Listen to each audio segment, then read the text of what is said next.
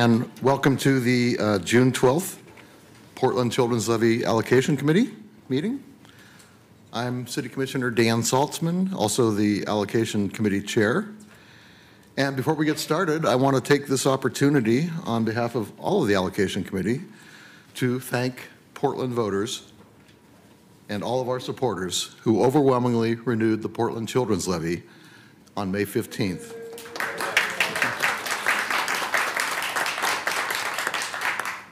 So we live for another 5 years from July 1st. And the vote was a resounding margin. It was 83% yes. So thanks, because I know a lot of the organizations in the audience helped get the message out to support the renewal. So thank you, and thank you, Portland voters.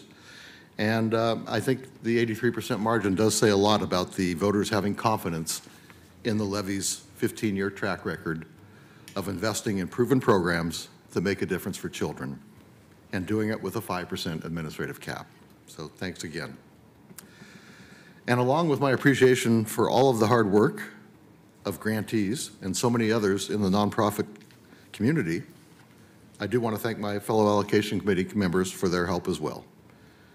This is a very validating way for me to wind down my city tenure as chair of the Allocation Committee, as I will transition off this body when I complete my city council term in December. Staff will have more details for you in the coming months, but I want you to rest assured that the levy and the Allocation Committee will be in good hands with Mayor Ted Wheeler coming on to the Allocation Committee. The mayor is very familiar with the levy, having served as an Allocation Committee member himself while he was county chair, and he's been an enthusiastic supporter of our mission and is happy to return to the Allocation Committee.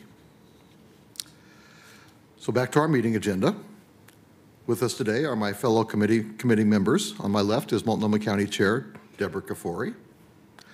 On my right is Julie S. Young, the city-appointed member.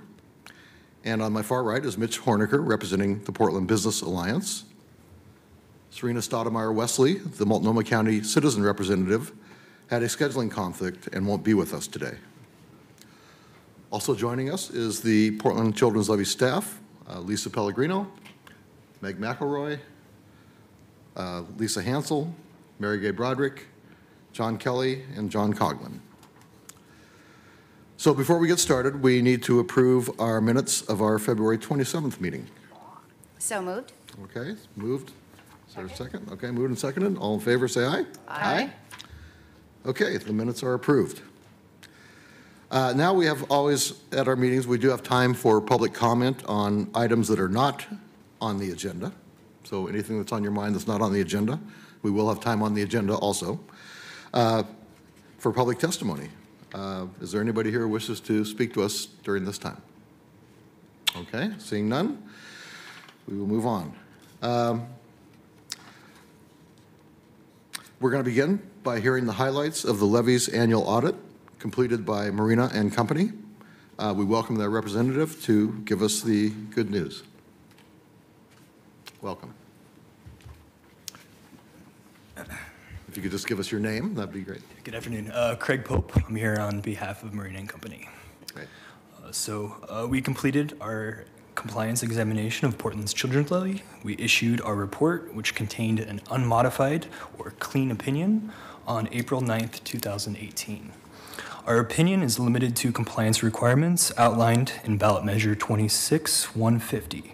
To ensure compliance with this measure, we assessed the adequacy of the levy's internal controls. We tested the levy's administrative expenses to ensure that they were less than 5% of cumulative tax revenue. And we tested the administration of grants and grantee compliance to ensure reimbursement expenses were allowable and in line with approved budgets. During the course of our examination, we found that internal controls appeared adequate and provided a sound structure for processing of administrative costs and grant reimbursements. 4 grantees submitted quarterly invoices and expense reports after the due date. This was beyond the control of the levy. Since the grantees submitted it late, it delays how soon they can receive payment from the levy. All of them were submitted within 3 weeks of the original due date. Total administrative expenses were less than 5% of the cumulative tax revenues by $377,442. All grantee reimbursements were allowable and within the approved budget. There were no restrictions or significant difficulties incurred during the course of our examination, and there were no disagreements with management. We had no recommendations based on the current year examination. Well, great. Well, thank you. Any questions for Thank Mr. you. Pope? Yes. Any questions? Okay, well, that's good news, and thank you. Thank you. Thank you. Next, we will get updates on 2 after-school grants that were approved last year, Bravo Youth Orchestra and REAP, with their second-year funding being conditional upon satisfactory audit results. So staff will give us some background before we vote. Thanks.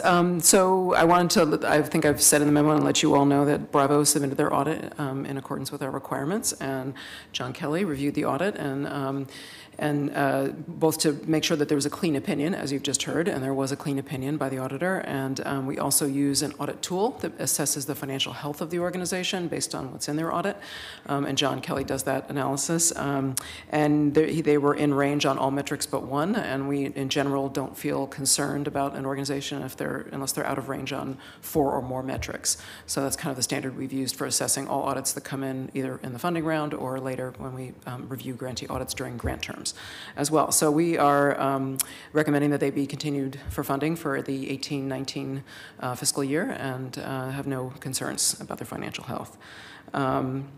With regard to, do you want to vote separate, or do you, I mean, I know Why don't you go ahead and give us both? Okay. So REAP has not been able to submit an audit. They've had difficulties with the auditing firm complying with the timeline, and so they anticipate hopefully being able to submit an audit sometime in July. So at this point, we can't recommend one way or the other, and I have advised the grantee not to incur any expenses on this grant after June 30th, because the funding was conditional and only through June 30th. So unless and until we have an audit to review and give you some recommendation, and you can all have a chance to decide whether to continue funding, we can't do anything with that. So that's my advice to them, and they've received that communication. They confirmed that, and are going to get me the documentation as soon as they have it. So I'll have to be in touch with, and we'll have to figure out how to deal with that once it comes in. But since I don't know when yet, I'm not going to make a plan until I know for sure when I have it in my hands. So you'll have to wait to hear from me on that. And you need affirmative votes from the committee to continue both in the second year? That's how you set it up. The funding was made conditional. They did not, neither of these organizations, normally we require an audit with the application. So, but if the organization doesn't have an audit, you allowed them to get the funding, and then we provide reimbursement for the audit to take place, because it's an expensive thing to do, and in small organizations it's difficult to come up with the money for that. And we fund the audit, and then the second year of funding was made conditional on satisfactory audit. So it is conditional. I don't think we can, you can only vote on Bravo at this point. We can't vote until we have that audit from REAP. Okay. Any questions? I would just say I'm proud of the staff and my colleagues for making this happen, because I remember at the time we were trying to figure out whether we should or shouldn't or could or can't, and we found a way to get hopefully two good organizations with 2 good audits some money before they had the audits done. So I'm great, and I'd be happy to make a motion to continue Bravo's funding. Okay. Second. Okay. Moved and seconded to continue Bravo's funding. Okay. Any discussion? Okay. All in favor, say aye. Aye. Okay. Stay tuned on REAP. I'll let you know as soon as I have more information. Okay, thank you. And then our next item concerns the timeline for the next, implementing the next 5-year levy, which begins, as I said earlier, July 1st, 2019. And as you may recall, at our February meeting, we agreed that staff would put out a request for proposal for an outside consultant to design a community engagement process to help prioritize funding priorities and strategies. Since then, staff has proposed to lengthen the planning process to 2 years instead of 1, issue a new community engagement request for proposals, that would gather data over a longer time period, issue a second, shorter request for proposals relating to funding process issues, as well as consider renewal of existing grantee investments for an additional year. So that's a lot to discuss. So staff will now walk us through this and give us their rationale. Okay, so as we began to approach this whole process of trying to think through how to plan for the next levy, which of course you never really want to get, you can only get so far before you find out from the voters whether they're renewing or not. But once we knew that, we went back to take a look at the feedback report that we did after the last funding round in 2014. So we purposefully gathered feedback from reviewers, from all stakeholders, for any applicants who wanted to take an online survey. We talked to each of you individual, or those who were on the committee at that time, to get feedback, and staff provided feedback too. So the report took all of those strands of input and kind of came up with some themes. And as we went back to kind of look through that and studied a little bit, it was pretty clear that a large part of the advice was lengthen the process, because anything that you might want to do to remedy any of the things that people don't like about the process pretty much takes more time in order to do it. So we ended up thinking, what would it look like if we expanded that timeline, and how much more time would we need if we wanted to do things like do a longer community engagement process, or allow more time to train reviewers, or more time for reviewers to score the application since people think it's a big load, or more time for you all to make the funding decision so they're not having to be done so quickly and before the fiscal year ends. So when you start putting that all out on a timeline, it goes out longer than a year. So we kind of rethought and in that process canceled the first RFP that we had put out for community engagement, because it was asking for the community engagement process to occur in a 4-month timeline over the summer, which we knew wasn't ideal, but was the time that we had if we were going to do it in a year. So we have canceled that and reissued an RFP for community engagement, really pretty unchanged for the most part in what it's asking for, but over a much longer time period. So the work beginning in September and ending by mid-April. So there'd be longer time for the community engagement process to occur, and then more time for you all to have feedback loops within that process, so you can hear what's happening and provide any feedback you want to direct that process. So that's the sort of the first step. Part of the rationale of doing this, in addition to following our advice essentially from the last feedback report, was that we're going to, as Dan pointed out, there's going to be a lot of transition on the allocation committee in the next year, and I think digesting all of that transition would be better to move more slowly and be able to have the full committee up and running for that second half of 19 to be able to make these decisions around what the strategy should be, as Dan was suggesting, and also any process changes that they might want to make. And then last, I think you can't really make process change. You don't even have time to think about what process changes you might want using a 1-year timeline, because you pretty much have to start doing it immediately in order to get it done in a year. So this will give time to think through what, if anything, you want to change, and be able to have a deliberative process about that, and then put it into effect.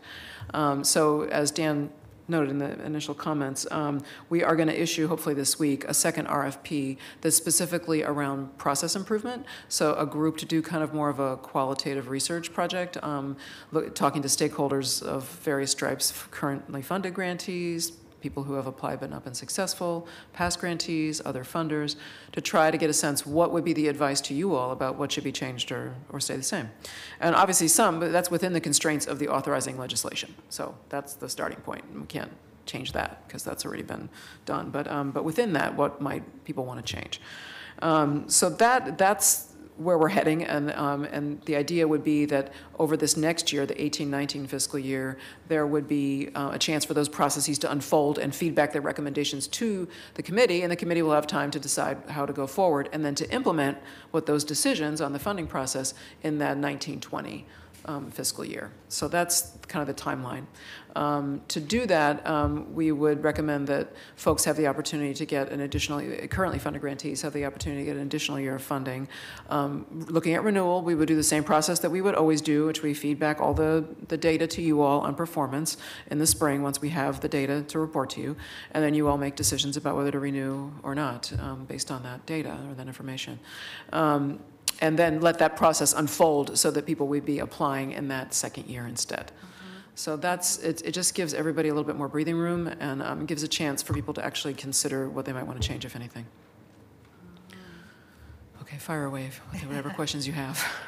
And then if you want to take any. So the second RFP that would look at funding process issues, what kind of firms are we envisioning that would apply? Like I get community engagement, you get there's firms out there that do community engagement, but I'm not sure what are we looking for in that second RFP? Any kind of small research firm that has experience in qualitative research. So qualitative research is like things like interviewing and focus groups, and you're going to hear more about qualitative research because some of your grantees have been learning it from Project Impact. But it's a different method of gathering information. It's not quantitative. It's not like taking a survey with a Likert scale, and I come back to you and say, this many people said agree or mostly agree. It's not that kind of, it's more in depth than that. And the idea would be to have somebody who is not us, the staff, go out and seek that input and be able to theme it in some kind of rigorous manner and then be able to come back and give you all recommendations based on what they found out.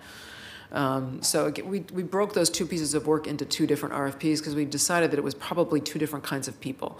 So a small research shop potentially could do that, who's got experience in qualitative methods versus a community engagement firm, which I think is probably a different set of talents and relationships ultimately. You might find somebody who's got both, but we weren't sure, and so we thought it would be probably better to break it up. Okay.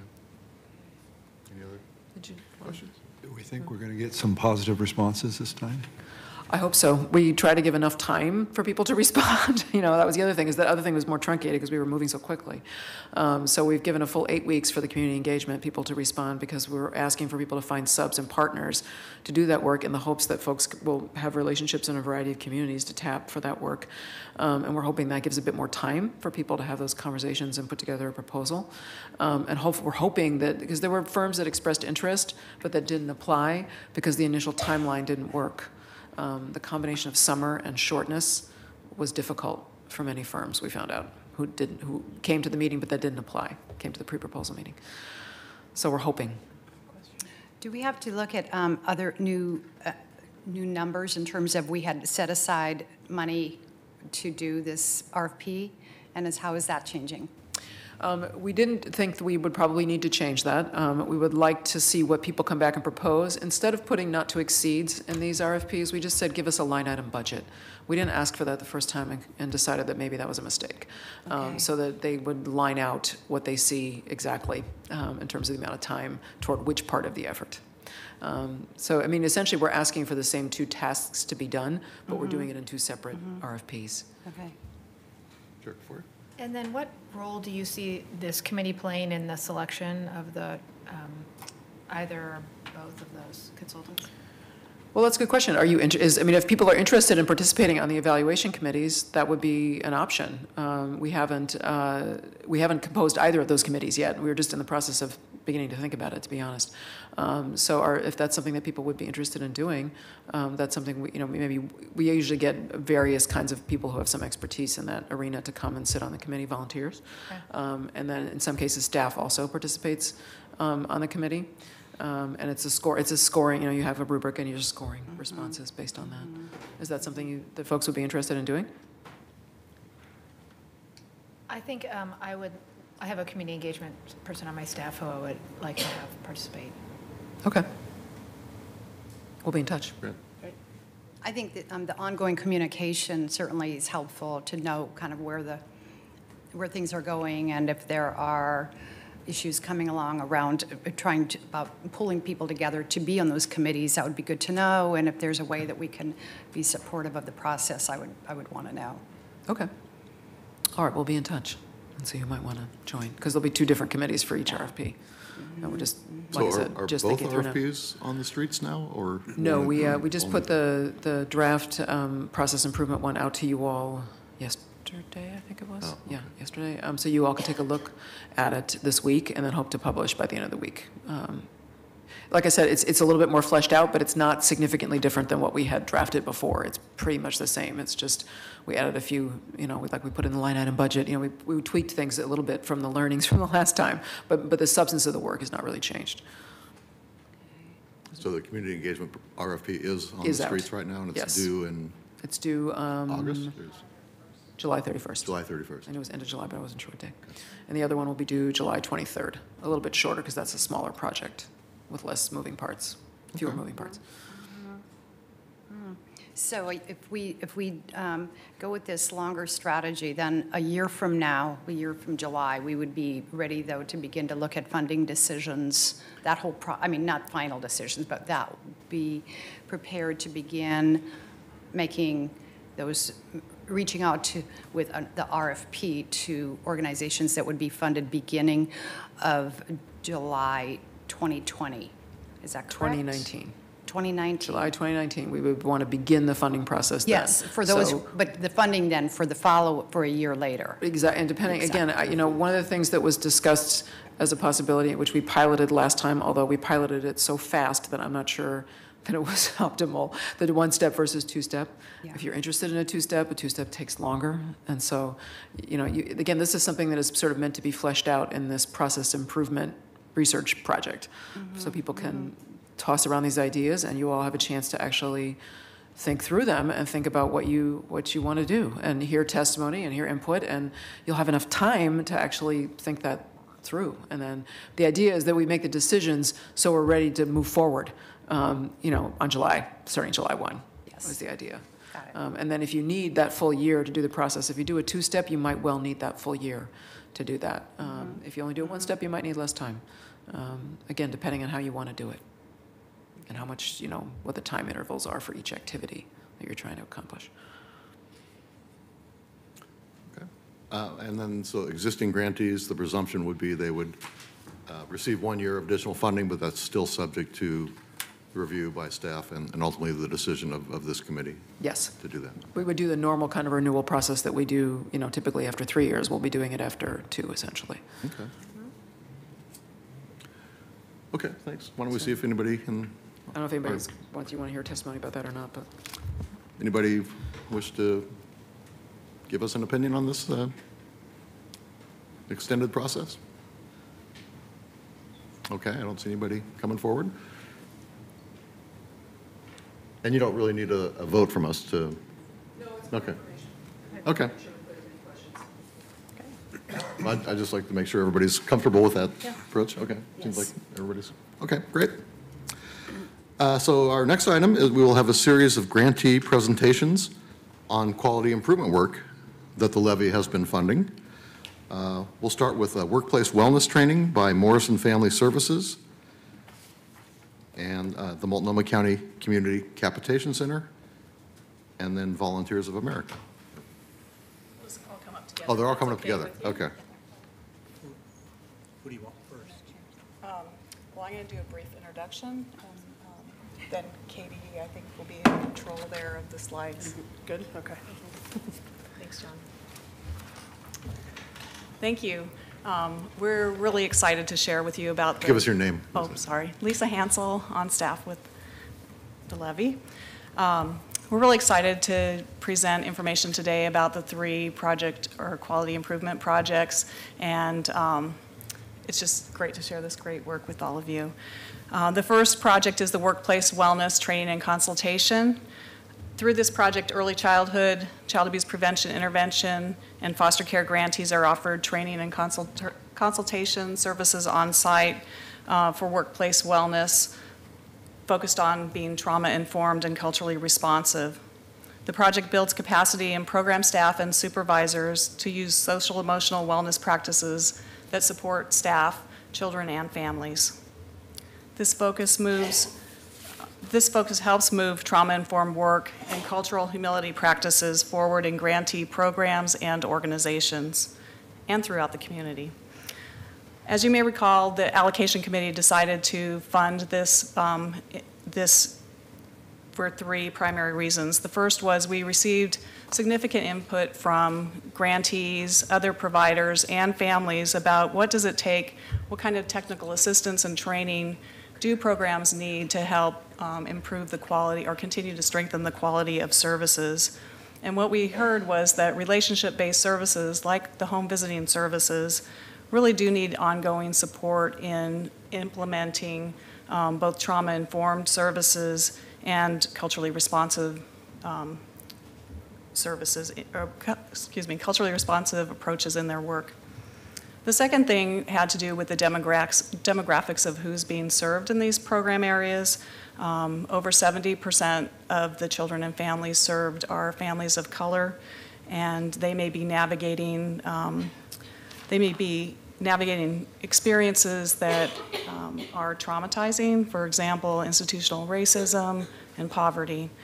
And then the third reason had to do with staff turnover, and especially the high staff turnover that was seen in child abuse prevention intervention programs and foster care programs.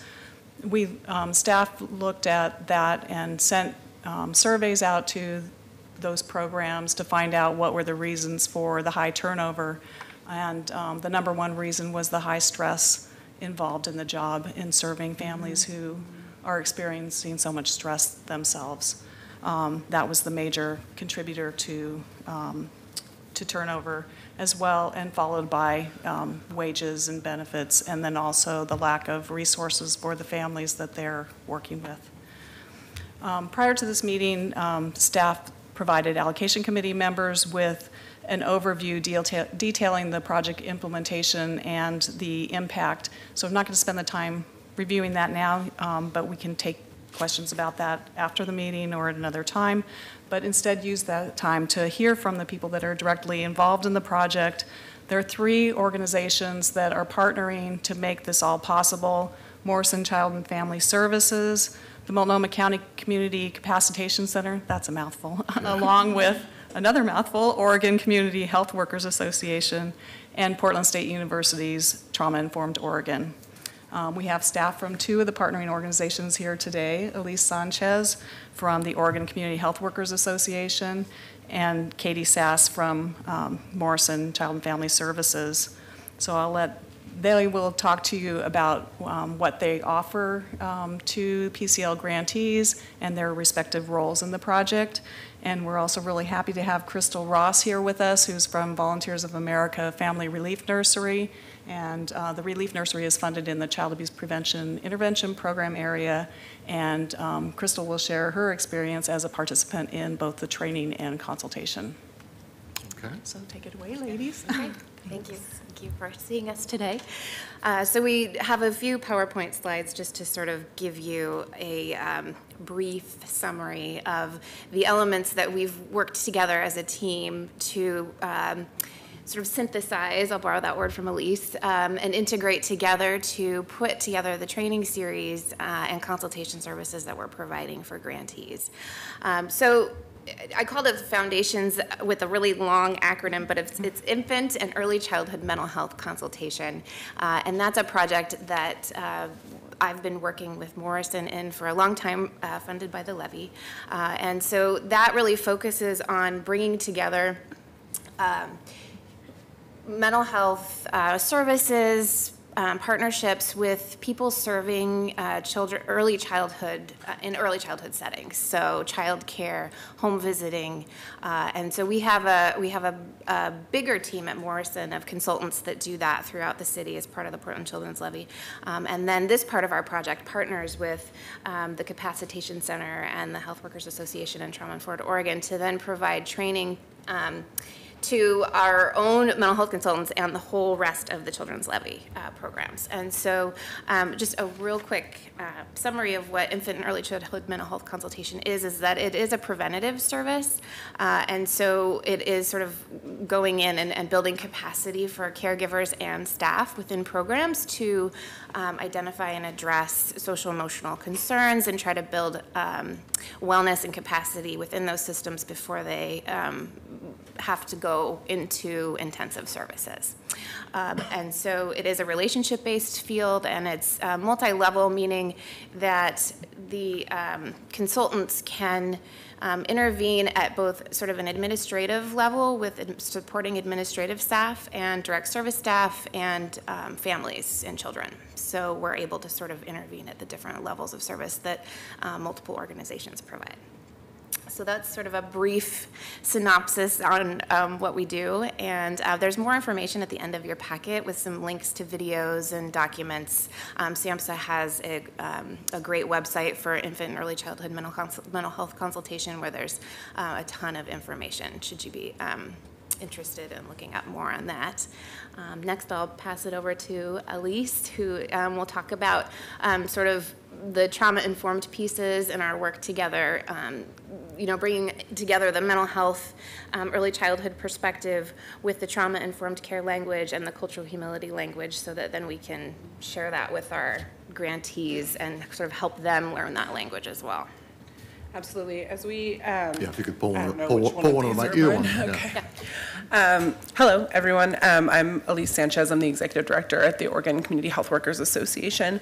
And one of the things that when we started this project together, it was really important for the folks who were gathered on this project to really think about the frameworks that we wanted to make sure that the folks that we were training and doing consultation with should be grounded in their work, especially work that was largely cross-cultural, which is really difficult work to do, both at the sort of direct service level and at the administrative level between supervisors and supervisees. So there's an incredible amount of parallel process happening as folks start to develop around these frameworks. So the first framework that we really dove into and wanted to make sure was layered in all of the work that we did were the principles of trauma-informed care, which to most of you will probably be fairly familiar, as it is a framework that many of the grantees use in their work.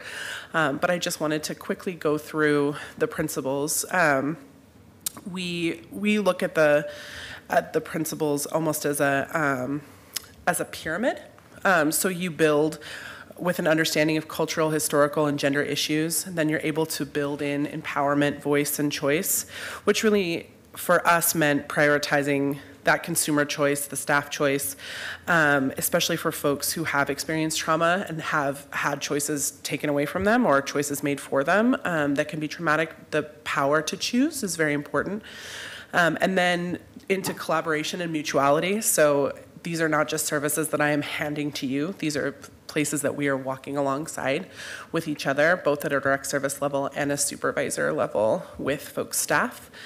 And then into peer support and mutual self-help, trustworthiness and transparency.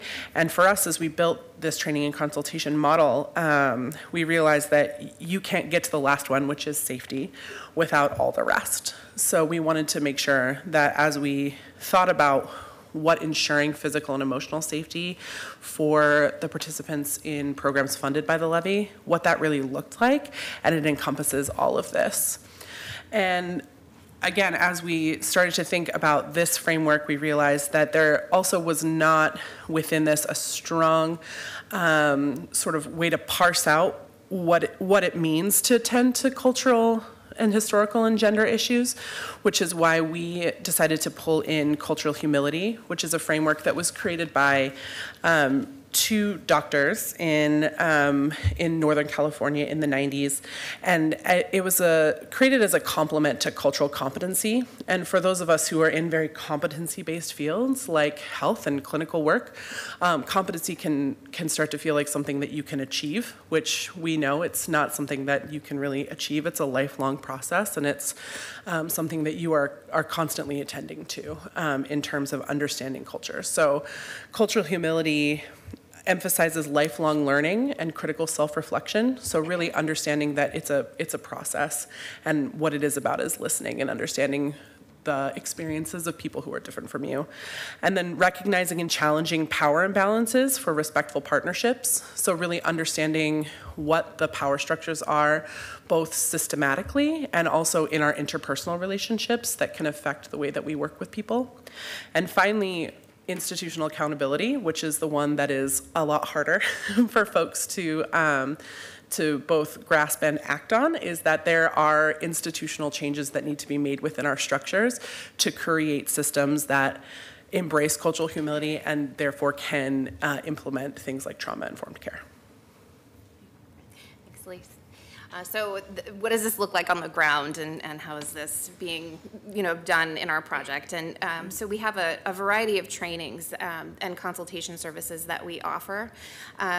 through our consultation team. So there's our partnership that we have, and then there's a set of us from Morrison that actually do the training and consultation. So there's a team of 4 of us, including myself, that do the consultation with the grantees. And then in addition to that, we provide training series and reflective supervision training, and reflective supervision consultation groups. So this first slide that you'll see, the EC-PBIS family coaching, is early childhood positive behavior interventions and supports, which is it's a modules designed for community-based home visiting programs, and it includes language that's used in many early childhood settings, such as Head Start, to promote social emotional wellness in the classrooms. And so we took those philosophies and strategies and shifted a lot of that training into how would you use it in home visiting, and how would you promote this in the home with parents and caregivers. So we offer that training. There's a Module 1 and a Module 2. They're both 2 full-day trainings. And then those happen quarterly or more frequently. And then we also have a workplace wellness series, which is where we do a series of 6 two-hour sessions that are primarily workshops more than training. And they really include a lot of these concepts around how do we care for ourselves in the workplace, and how do we care for each other in the workplace. We really take the wellness as a community responsibility as opposed to a self-responsibility. And so we talk about that a lot. So we go through topics that I have a list coming later for you.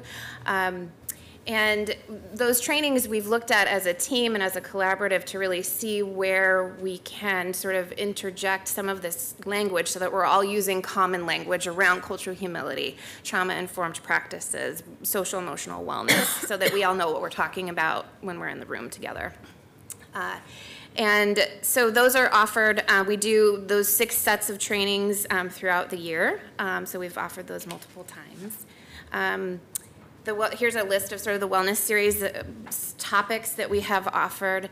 Managing compassion fatigue, regulating emotions, change and transition. We pulled together a lot of the topics that sort of come up most frequently in our consultation work in agencies. And so we've developed these wellness workshops kind of defined around those. And that actually happened to march along with what the Levy found that sites were really wanting, was feeling more able to feel confident about their work, and to feel able to handle the stress and the intensity of the emotions that are evoked in this relationship-based work. And so these trainings are sort of, that's the goal, is to give people space to talk about those intense emotions, get some strategies to sort of help regulate their emotions, and then they can also use them in their work with families. So that's sort of how we really use these trainings and workshops to impact the lives of children and families, is helping promote staff wellness, and so they stay in their jobs, and then they keep their relationships with families, and families are able to develop these long-term relationships that we know produce change for families in a positive way. And so if you have any questions about any of the sessions, we gave you a list in your packet that has a little invitation on it. You're welcome to come join us if you'd ever like to. We're planning this summer for the next series in the fall. You don't have to come to all 6 trainings. You can just come in for one. And we're very friendly, and we have snacks, and so you're welcome to come. We try to make it a place where you go to feel well, and not just crammed full of more information that you have to take and use later. And these trainings are open to all organizations receiving funding from the Children's Levy? Is that right? Yep, they are. For the child abuse prevention, intervention, foster care, and early childhood. And early childhood, yeah. Okay. But if another program wanted to come, we would turn them away, because we have had other programs in town. We have, yes, and that is part of the great spirit of this project, is that it is very inclusive and community-based, so we can have discussions and make decisions together, and sort of that collaboration and trauma-informed care principles. So, yeah. And I will say one thing, as a former grantee of the Levy, I think that the nature of this project, in that is both individual consultation at your site, but also these wellness series have really brought folks together who work within these disciplines across agencies, which I think is really something that was so needed within the Levy. You know, we often get very siloed in our work, and it's great to sort of hear that folks who are working across these programs really are having similar challenges and, you know, coming across similar things. And it's a great way for us to really build that peer support and mutuality across all of these programs who are doing really amazing work, but in very highly stressful situations. So can you, did I hear you say it toward the beginning that this is a model that you've built, drawing from various resources, or is that so? Mm-hmm. Yep, Okay. that's correct. Mm-hmm. So can you say a little more about that, about, you know, how do you strategize around that? And is RRI at PSU helping in that regard? So this project has a history that involves another project, Project Launch, and Lisa and Meg could talk more to that about sort of how you put together that piece of it, and then I could talk more about how our infant and early childhood mental health consultation participated in that. So, and Meg is the Project Launch expert, but Project Launch, I'm not even sure who ran the Project Launch. It was a collaboration between a few different organizations. I know Portland State and MESD were part of it as well. Okay. And so then and that was really built around for early childhood programs, home visiting components, right? Our part of the project, Project Launch did a lot of different things, but our part of the project looked at doing early childhood positive behavior interventions and supports, and mental health consultation and home visiting specifically. And so Portland State was able to put together some research around some outcomes from that project, and there were some positive outcomes in terms of mental health consultation and supporting staff with wellness and feeling more confident and capable in their home visiting skills. And then that's also where we began creating the PBIS modules for home visiting, was through that project. Great. And then the Levy got their information on sort of what sites were wanting through the Levy in terms of helping promote more staff longevity, and it sort of matched some of the topics that we had been doing in that project. So it all sort of came together at the same time, that organizations were really sort of asking for and needing the same sort of support and training in the organization. So, and then so there was an RFP that we put out for this, and it was based exactly what Katie said, you know, around the Project Launch as a model, and also the community mental health supports that Morrison provides for the early childhood center-based programs. And so using that Project Launch with the home visiting pieces of information, joining that together and realizing that it wasn't just early childhood that needed these kind of supports, but also child abuse prevention intervention. What could we do? That high staff turnover rate. Was there a way that this could also support those in the child abuse prevention intervention and also foster care home visiting programs to do this work? So in that RFP, we envisioned doing, we didn't feel like just one organization or one approach could do this work, and that was the reason for developing the partnership with the county's capacitation center, where their expertise really around community health workers and engaging with marginalized communities, and then also Portland State University's trauma-informed Oregon, and bringing all those pieces together in a partnership, which I think has developed quite lovely. We have regular partnership meetings to work through these issues, and we get feedback from the participants all along the way. We've done three different surveys getting participant feedback, and with that feedback, we use that information and we sit at the partnership team and say, okay, how can we get even better? And the feedback that we've received through those surveys has largely been very, very, very positive. I mean, there have been a couple of suggestions for improvement, and the team has really taken that on to make it better and continues to improve with that. So I'm really proud of the work that is being done, and I know that I can't tell you how many times grantees come up to me and really appreciate that the Levy has invested in this and invested in them and their professionalism and their own well-being. It really means a lot. Hopefully that gets at your question.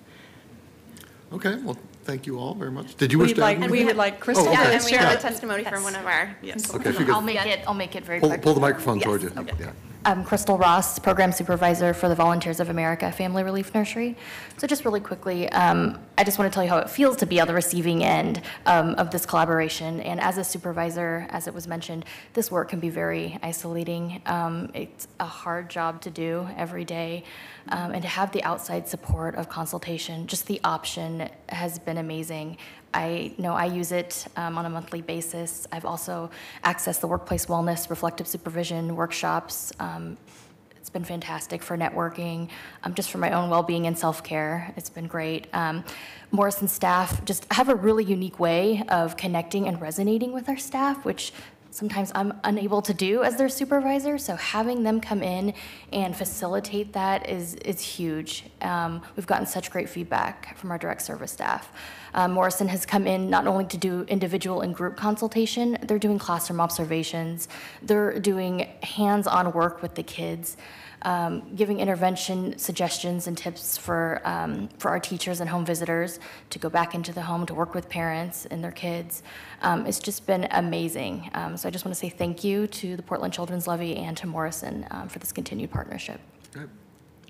Well, thank you, and thank you all for being here for this presentation. Okay. Thank you. And next we have Youth Program Quality Intervention by Ethos and ERCO. Yeah, I'm thinking, let me do a little introduction first, because I think there might be too many, or go ahead, have a seat down, you're 1%. And the ERCO staff, I'm not sure how many people from ERCO came to things, I saw several walk in, but anyway, it might be too many to fit up here, so I'll step away and give them the space.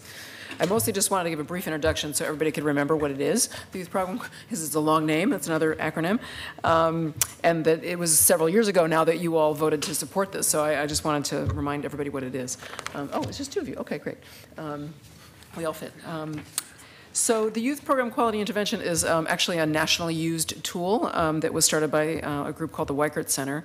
And it really is focused on improving the practice of youth development professionals. And it's across a range of domains. They want to assure that there's a supportive environment for kids to come into in after-school programs. They want to assure good interactions between staff and youth. They want to make sure that youth are engaged in whatever's going on and that there's skill building happening. So the way that this quality improvement process is run is to first train the trainers. So you have the professionals come in from Weichert to train the folks that you have sitting right here before you, who are the supervisors in this method of quality improvement. And then they take that back to their staff to teach the staff how to do it.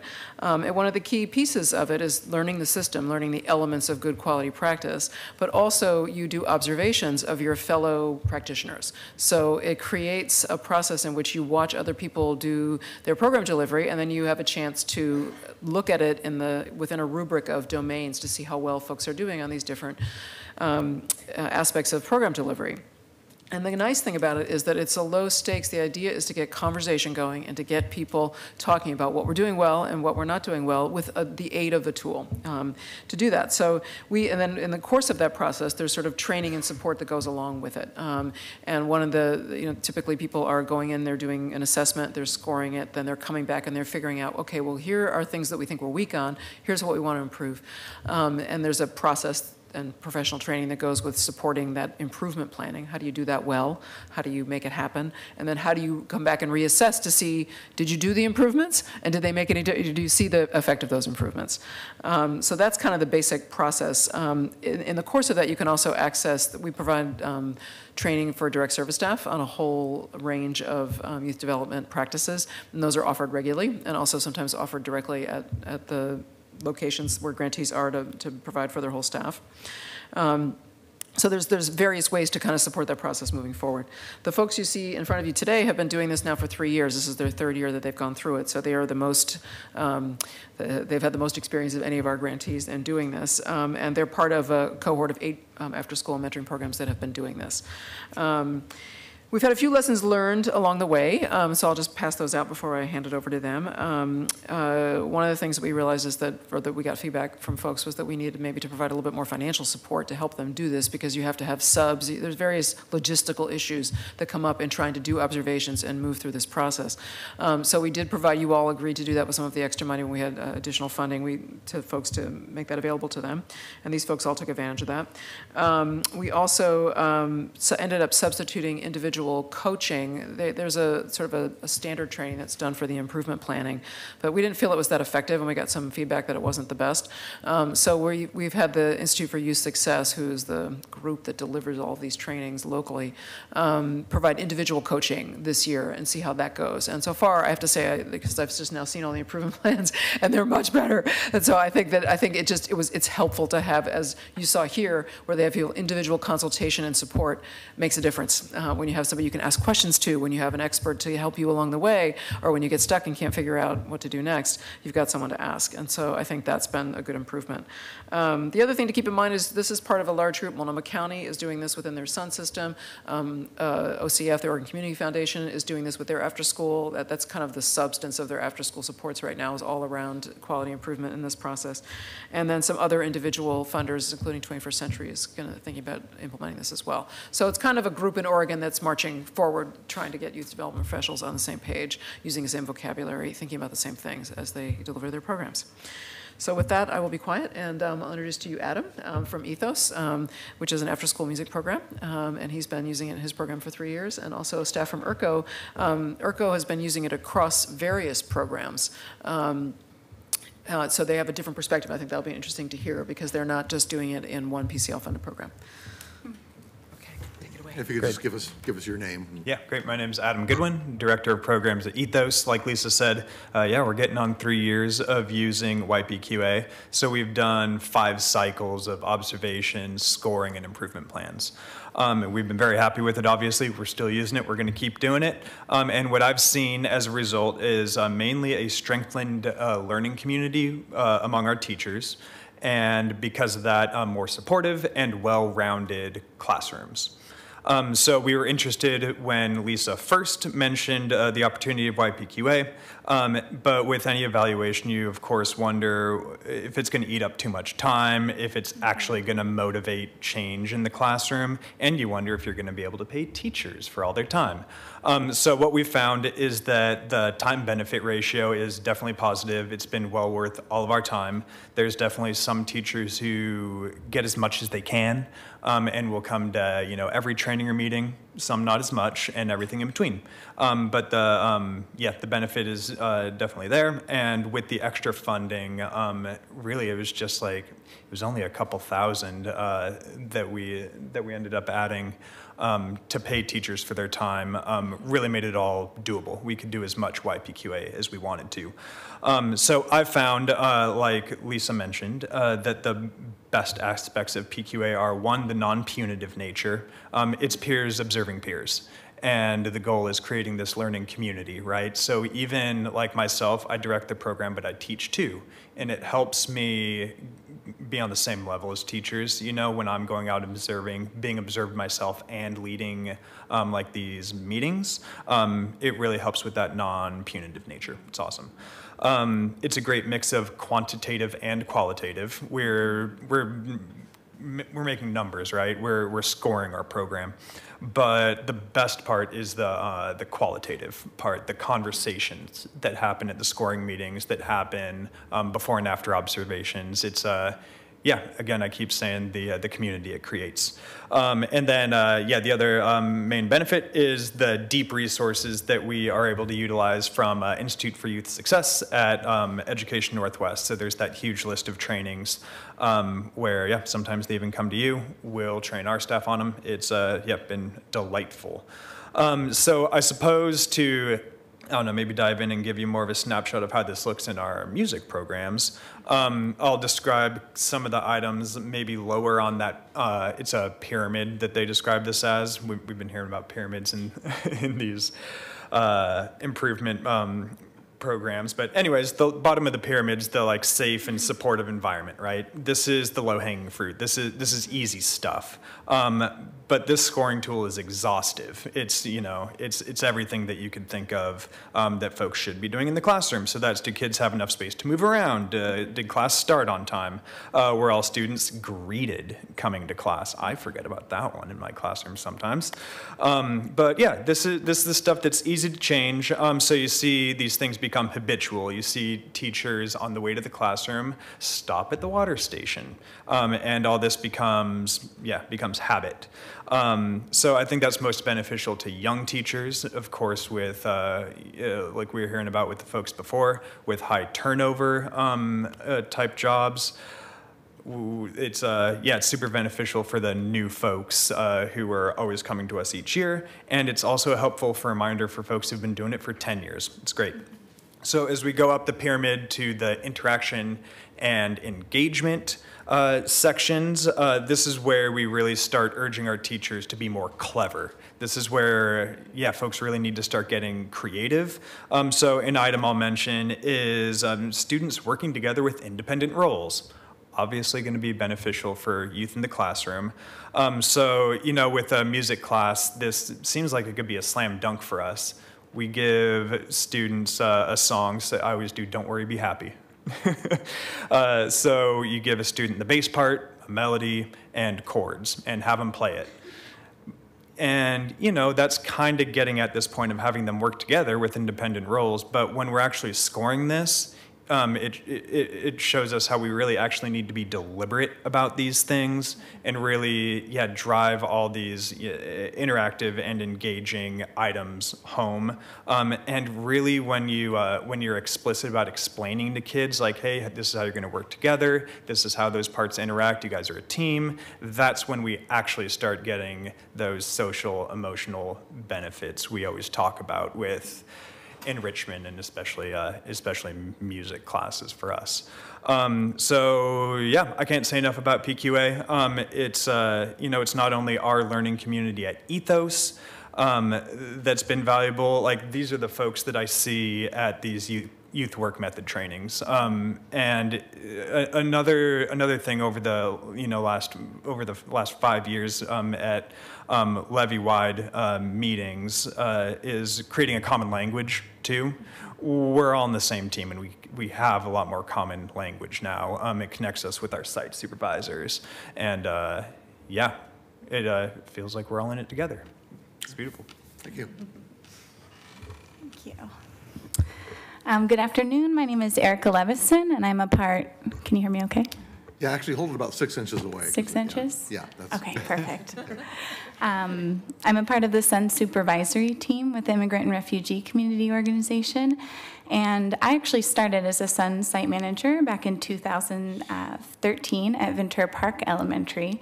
And at that time, Ventura Park was a newly funded PCL site and SUN Community School. And so I'm going to use some stories and examples to kind of illustrate how PQA has become really fundamental throughout our IRCO SUN Community Schools.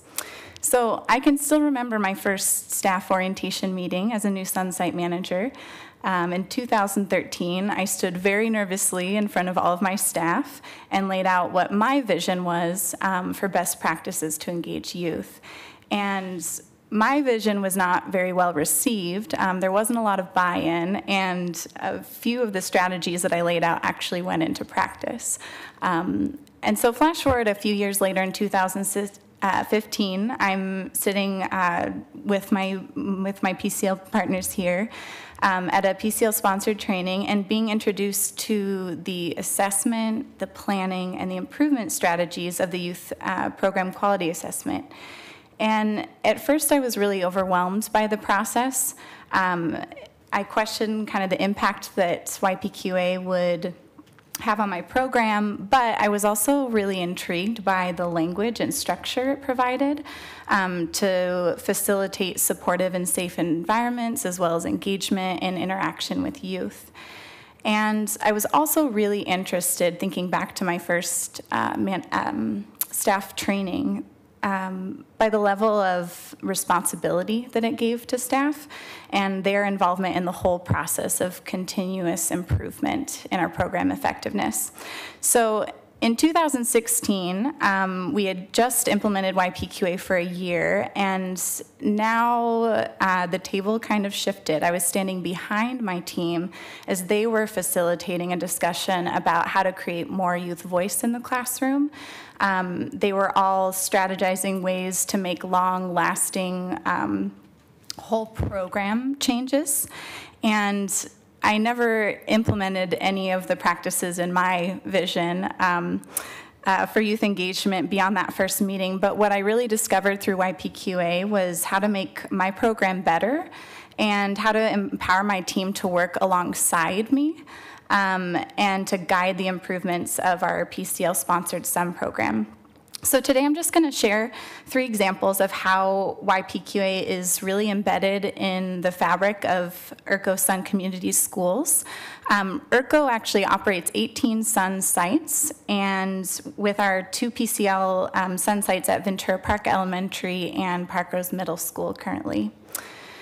So first, YPQA method, as Adam said, is really a way to measure the social and emotional needs of our youth. Our current site managers at Ventura Park and Parkrose Middle School really appreciate the standards that describe what emotional safety and belonging actually looks like in practice. They describe the framework of YPQA as a common language, as we all have all said, that can be used with their staff and partners every day. And in addition to this, the framework really helps to facilitate better communication and consultation with each other about program effectiveness. And across all of our 18 Sun Community School sites, we use approaches such as growth mindset and trauma-informed care.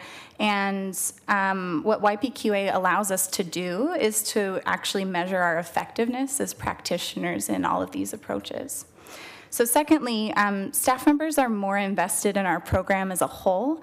2 examples come from a few of our after-school instructors. One instructor stated that YPQA changes the way I think about the work we are doing and how it is all about whole program growth.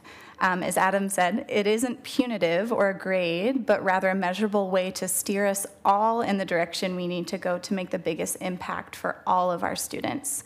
And another instructor shared that it was really affirming to see what our areas of strengths were as a program and also where our growth areas were.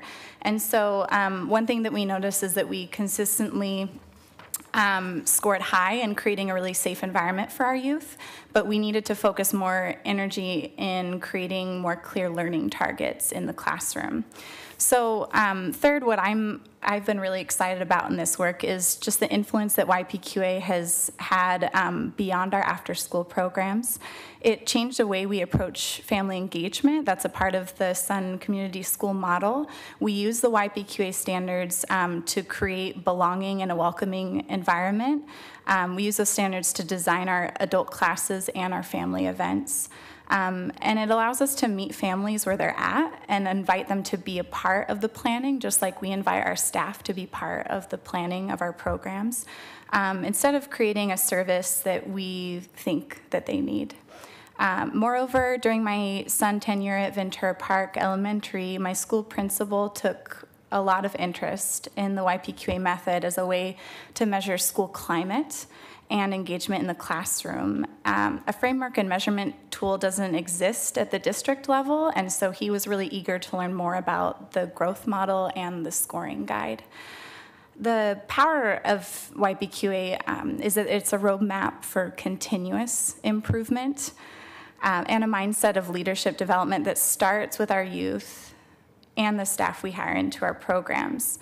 We currently integrate YPQA across all of our ERCO Sun Community Schools, and again, it's really a pleasure to work internally across ERCO's youth department, as well as with partners such as Ethos, who are all sharing their stories today. And that being said, I'm going to pass the mic to Jorge Navamarin, who's a program coordinator for ERCO Inspire programs, to discuss more of the kind of culturally specific extensions of our work.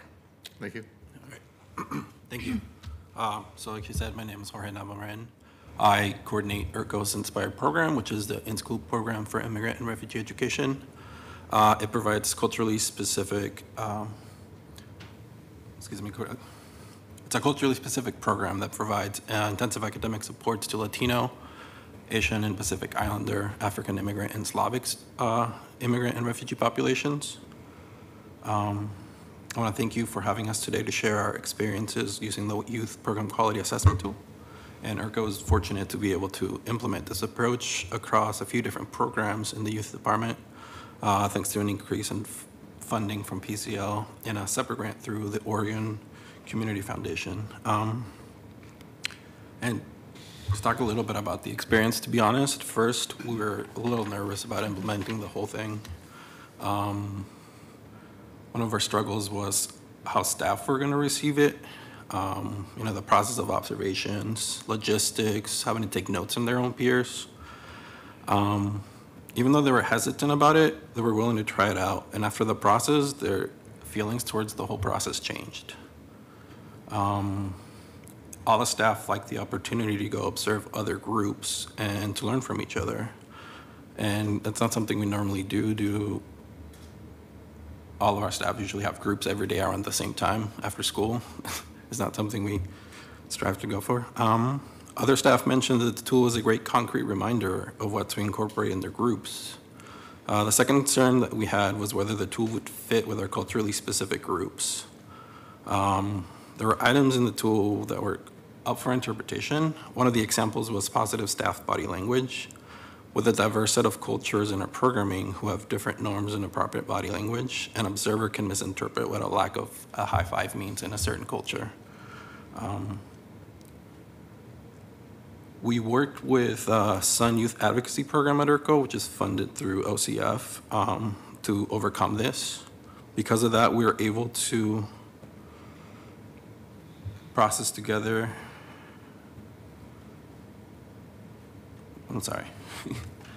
So we collaborate with the Sun Youth Advocacy to overcome this. Having gone through them, the process with them, we see that the benefits of the tool even more clearly.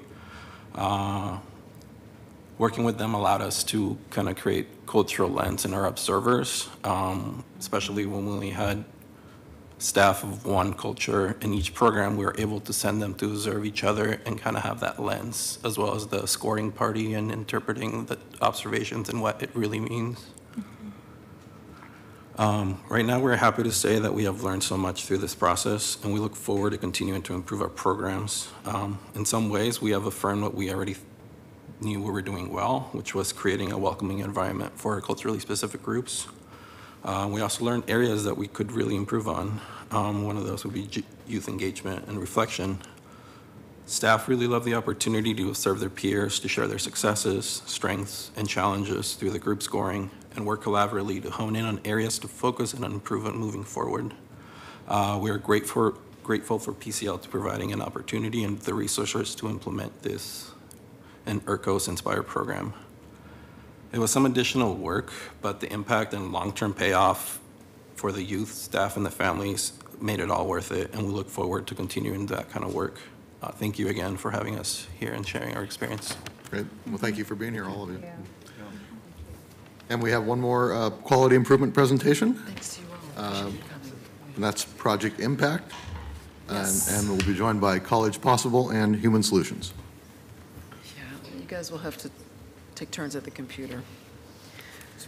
So again, I'll just give you a reminder as to what Project Impact is. So when we were looking at quality improvement for after-school mentoring programs, we gave people a choice of things they might want to pursue, one of which was the YPQA, which you just heard about, the other of which was Project Impact, which is a different kind of approach yet. So, okay, they're going to use slides, but you have to trade off, I guess.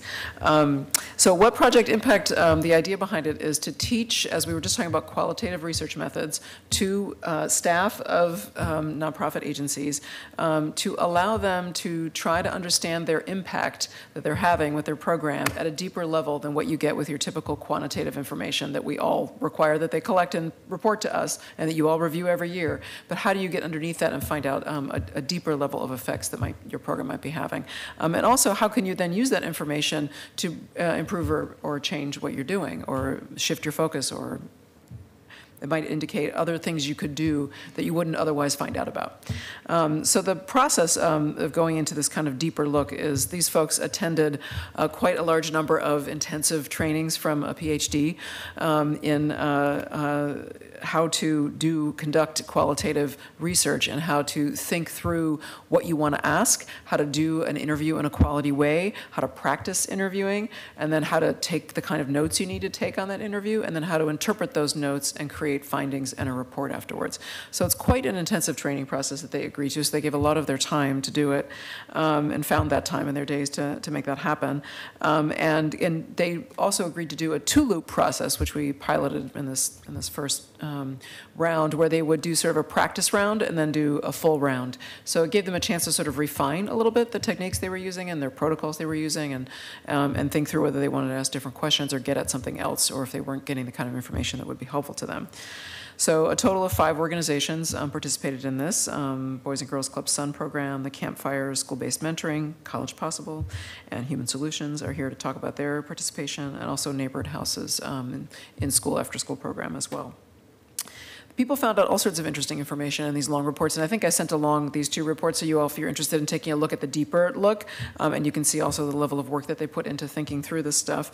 But to give you a sense of some of the findings that I saw throughout all the reports, there were several that talked about youth, realizing that youth were learning to connect their focus and persistence to the achievement of their goals, that they were being able to connect those 2 things very concretely.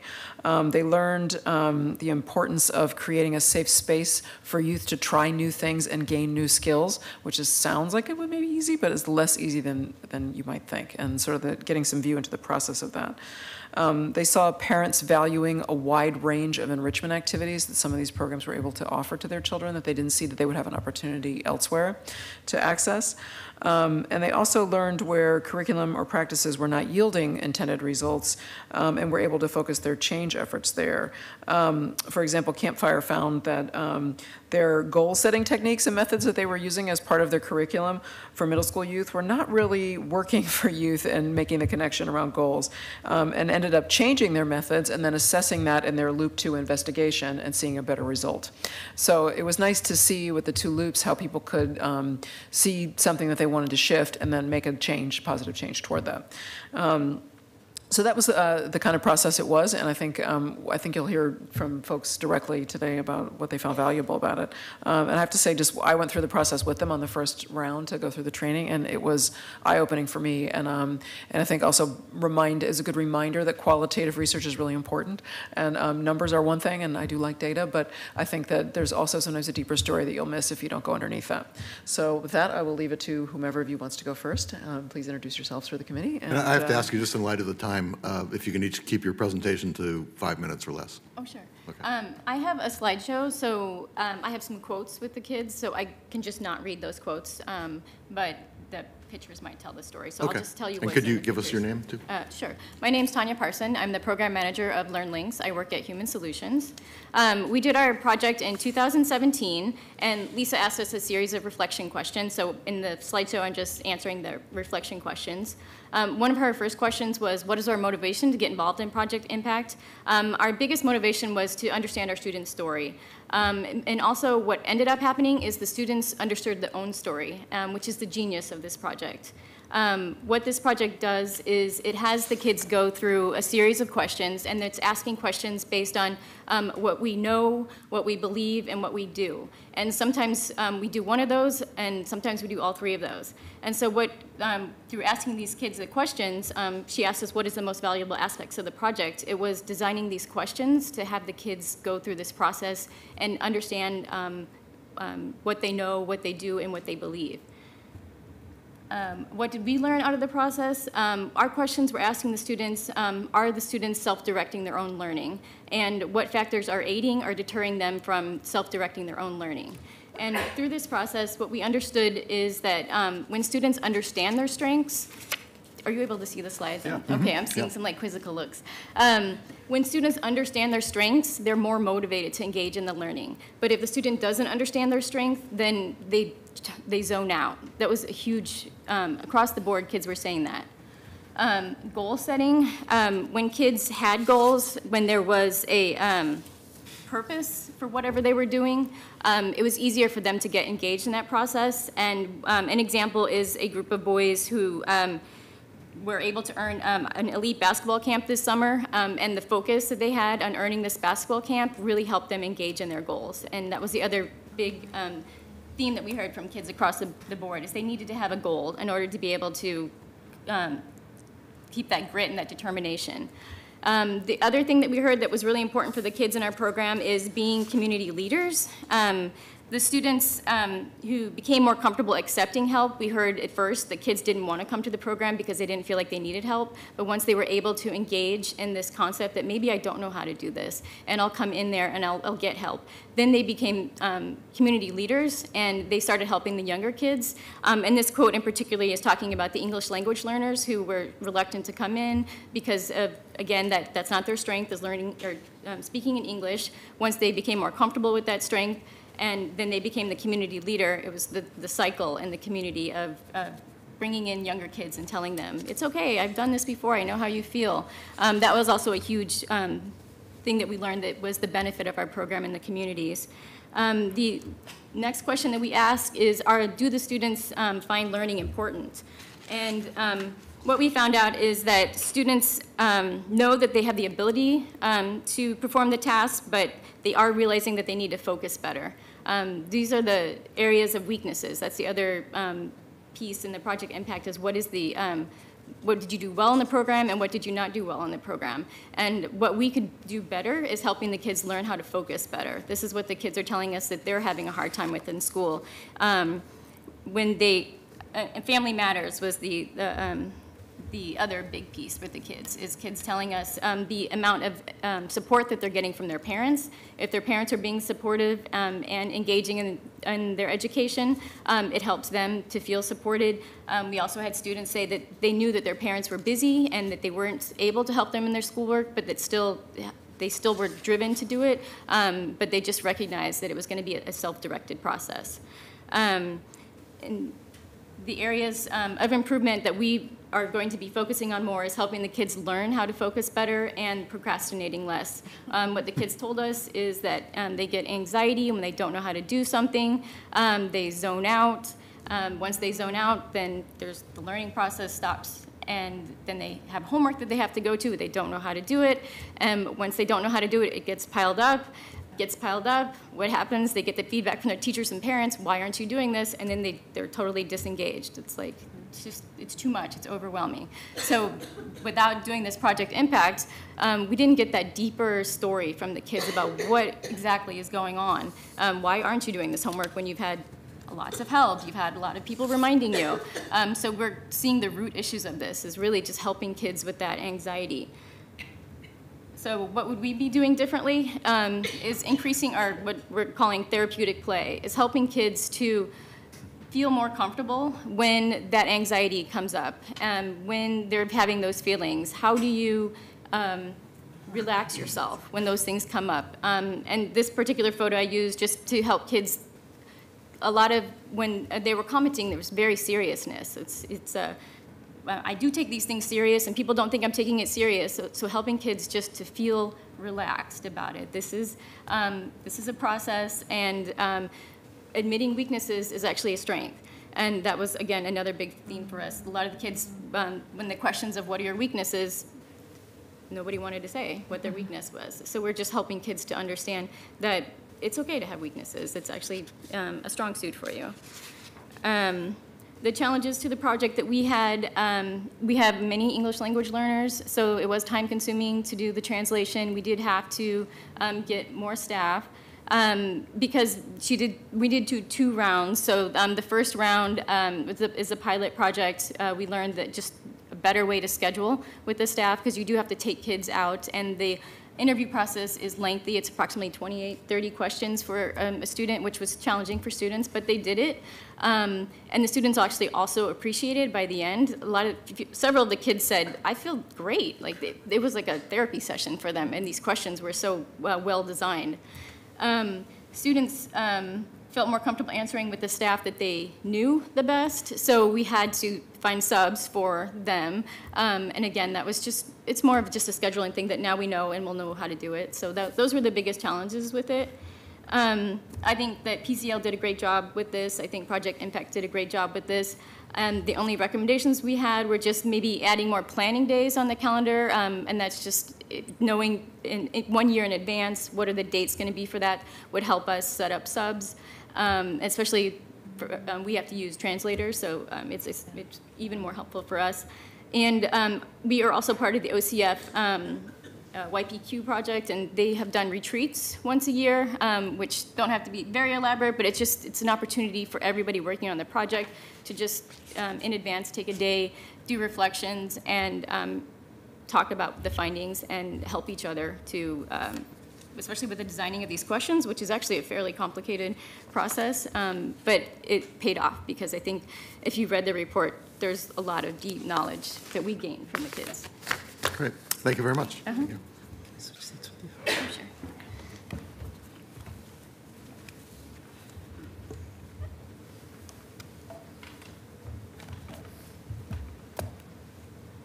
All right, well, thank you for inviting us to share with you. My name is Francisco Bueno. I'm the program director at College Possible. So we participated in Project Impact for a few reasons. Number one, it was offered, right? And we like to say yes. Two, program evaluation is a huge part of College Possible's way of being, but we focus quite a bit on quantitative measures of success. This really allowed us and pushed us to think about qualitative measures and challenged us to think differently. And three, really gave us a chance to build in more student voice into our program, right? And to hear deeply what students are feeling when they're a part of College Possible. So those were the big three pieces. We also kind of, those people that participated, me included, got to feel like we were going back to college with Dr. Petty. So it was very informative and discussion-based and a great setting to learn. Big takeaways for the organization were, and I'll go into these a little bit more, talking about our program in more nuanced ways, right? Including qualitative information, quantitative data, all of these pieces that help kind of frame a picture that's more accurate, right, and full. We confirmed and verified some pretty important elements of our program. I'll talk about a couple of those in a second. And then we identified some areas for improvement or change that I think will help us provide a better service to students and families. So I'll dive into those. And Steve would say the goal of this was to prove and improve our programs, right, and our impact. The next picture, so this is a messy map of our process. In here, I think this was one of my favorite steps. After we interviewed, I think we interviewed about 20 to 22 students, somewhere around there in the second round, and we got to figure out themes of those interviews. So those big circles are, those big pieces are themes that we identified, and then all of the spokes are things that kind of came up alongside those themes. Really gave us and pushed us to dive deep into why we do what we do, why we do it in this way, and what we think are the intended impacts of the program. With time, I think I've definitely changed the way I talk about College Possible since we started working with this project and with time at the organization. And it can be really simple. It can be lots of folks that are involved with College Possible say, junior year, a student takes 4 practice ACTs, and from a baseline ACT to a real ACT, they increase their score 25%. That shows something, right? It tells a part of a picture. A bigger or more full picture would be saying, like, students deepen their commitment to their educational goals by taking tangible, active steps along the way on their process to get to and graduate from college. They take 4 practice ACTs on Saturday mornings. They show up. They have a community of support that shows up with them. And along the way, they sometimes fail. They sometimes succeed. And they develop this confidence to show up on the real test, to dominate that test, and to own that part of the test, right? So it can provide a bigger picture or a more full experience. And that's, I think, one kind of small way to do that. We also got to, again, confirm some major pieces of the program. Students consistently talked about 2 pieces. The near-peer mentoring model. So we have recent college graduates connecting with future college graduates at the high school level. And we are interviewing seniors, high school seniors in this program. And our cohort learning approach. So those are 2 major parts of our organization and our model that we've always believed were incredibly important. We heard from students that they were incredibly important to their experience. So you see the quote on the screen. Other quotes similar. It was really good to know that there was someone there who could help me, who had been through the whole process and wasn't a teacher or counselor. Nothing against teachers or counselors. My family has lots of teachers and counselors in it. But it really solidified this. Coaches have a student's back, right? And that coach-student relationship is really key in the program. And there's a community of support, other students and coaches involved. So I think those were fantastic to see. We also learned about some things that we might want to change. So in the short term, long term, a couple of those is that we heard that coach-student relationship is really important, and it's the one that students see the most. And we experienced some transition in our program. So how do we connect students to the larger organization? And a couple of things that we implemented after this, college coaches, so coaches who would be supporting those students later on, would be visiting or visit session more often. So they're a larger presence. More people from the organization are consistently in sessions connecting with students. We've also had family student meetings where leadership team members like myself are connecting more often with students and families. Small change, I think pretty impactful. We also heard that some of our curriculum was centered on one experience. So maybe what we think of a traditional college experience where you go to a bachelor's granting institution and you live on campus, right? And some of our curriculum was centered on that. We've really made changes to add a more inclusive language and approach to that. So we interviewed students who were intending to enroll at community college and intending to enroll at bachelor's granting institutions, and we had a range of thoughts there and how comfortable students felt and what was missing in the curriculum for some students and what was there for others. So students who are living at home maybe didn't talk enough about family obligations and how to kind of work through those as you're going to college. Right? So we've made changes on that end. I'd say lots of other kind of tweaks, some large, some small, that we incorporated this year and will incorporate in the future. I'd say one of the biggest parts of this process and benefits was our coaches get to hear this and have deep conversations with students every day. They develop pretty amazing relationships. I'd say those that are not in the session, not in that coaching relationship, this process was incredibly valuable.